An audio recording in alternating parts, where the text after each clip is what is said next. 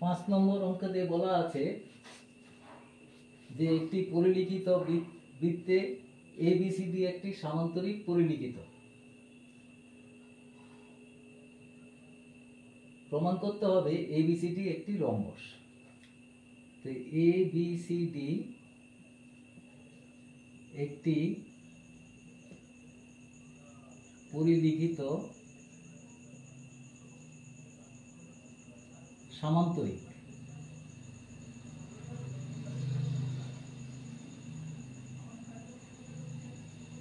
সামান্য এবিসিডি একটি rhombus.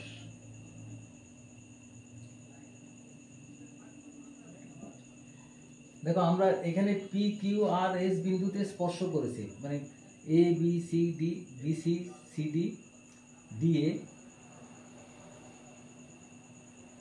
AB BC CD এবং ডিএ যথাক্রমে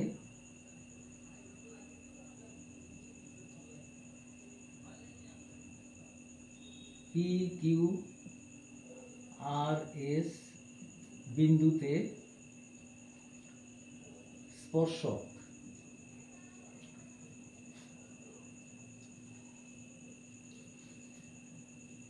আচ্ছা,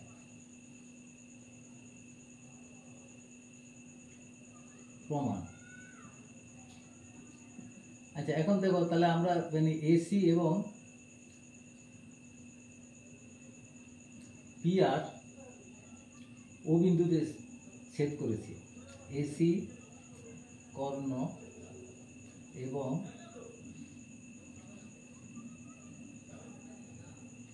পিও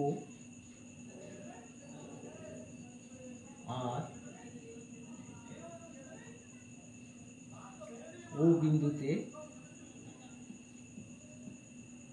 এটা কেন্দ্র বিন্দুতে ছেদ করেছে। দেখো এখন এই যে এই দুটো ত্রিভুজ এ ও পি, ত্রিভুজ এ ও পি এবং আর ও সি সর্বসম। যেহেতু এও সমান ওসি আর এপিও সমান সিআরও সমান 90 ডিগ্রি। আরেকটা এটা হলো ব্যাসার্ধ ওপি ইকুয়াল টু ওয়ার। তো তাহলে আমরা লিখতে পারি সর্বসমর পরে লিখতে পারি, সুতরাং AP equal to R C. এখন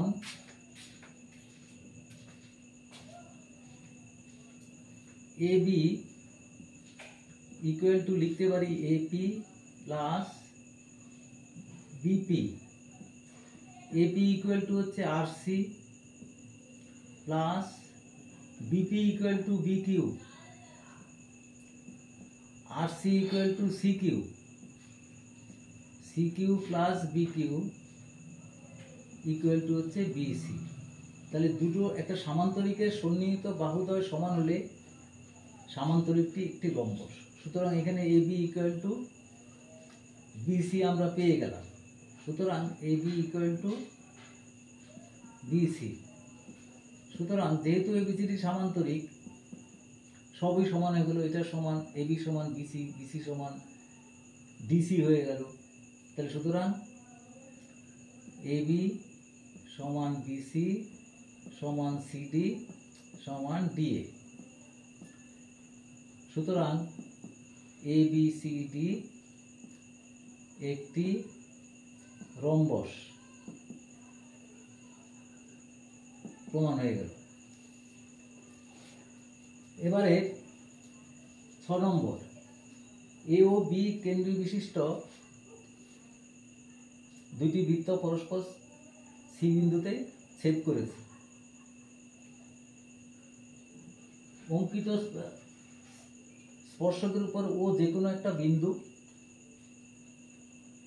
ও বিন্দু থেকে এ কেন্দ্রীয় বৃত্তে ডি বিন্দুতে একটি স্পর্শক এবং বি কেন্দ্রীয় বৃত্তে ই বিন্দুতে একটা স্পর্শক টানা হয়েছে।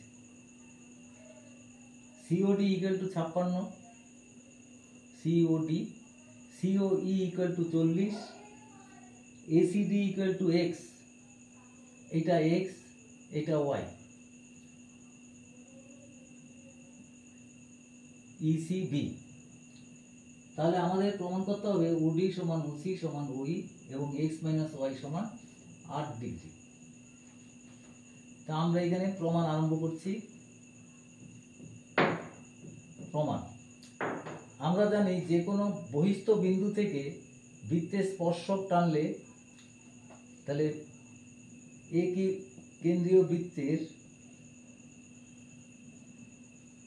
বৃত্তে বহিস্থ ডি বিন্দু থেকে দুটি স্পর্শক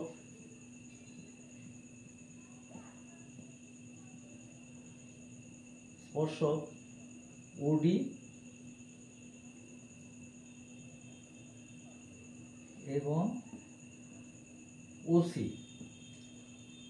সুতরাং তা না হলে বহিস্থ বিন্দু থেকে স্পর্শক টানলে তারা সমান হয়। সুতরাং ওডি সমান ওসি। অনুরূপে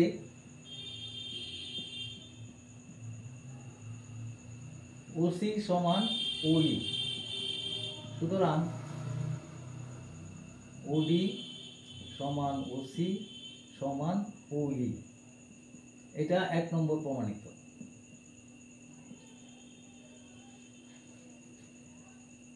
এটা প্রমাণ হয়ে গেল।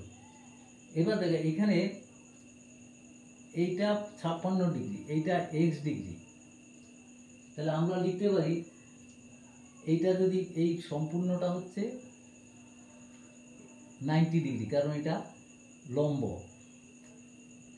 স্পর্শকের উপরে ব্যাসার্ধটা লম্ব হয়।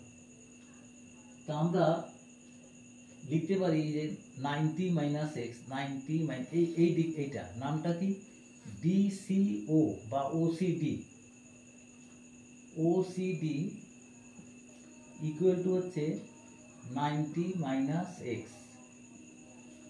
আবার হচ্ছে ওসিই, সেটা হচ্ছে 90 মাইনাস ওয়াই। তাহলে ওসিডি, আচ্ছা, তাহলে আমরা এখন তাহলে এই জায়গাটা, এইটা দুটো কিন্তু সমান, তাহলে এই দুটো, এইটা ইকুয়াল টু এইটাও তাই হবে, ওসিডি সমান ওডিসি, তাহলে আমরা লিখতে পারি দেখো 90 minus x plus 90 minus x, তিনটে যোগফল মানে 56 প্লাস 56 ইকুয়াল টু 180। তাহলে আমরা যদি সমাধান করার চেষ্টা করি 90 মাইনাস এক্স প্লাস, তাহলে এটা হচ্ছে 180 মাইনাস 2x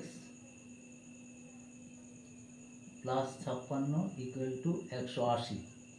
180 কেটে গেল, তাহলে 2x ইকুয়াল টু হচ্ছে 56, দেয়ারপর x ইকুয়াল টু হচ্ছে 28 ডিগ্রি।